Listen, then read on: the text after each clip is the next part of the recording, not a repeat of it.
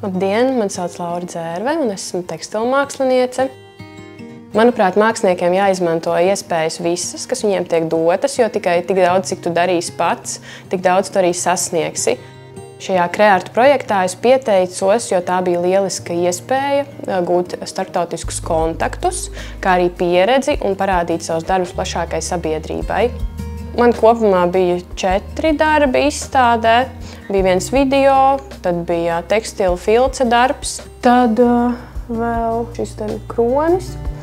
Šis ir tieši arī par demogrāfijas tēmu. Visvērtīgākais no šīs pieredzes tieši bija kuratoras darbs, jo viņi izvēlējās 4 māksliniekus, 5 ieskaitot pašu Portugāli. Un šos māksliniekus izvēlējās pēc principa, ka viņi strādā vai nu vienotiem materiāliem, vai arī koncepti ir vienoti. Tādā veidā esmu atradusi māksliniekus, ar kuriem potenciāli nākotnē varētu veidot kopīgas izstādes. Es noteikti izmantot vēlreiz iespēju doties šādā projektā, noteikti arī kaut kad došos vēl kādā Kreārtu projektā.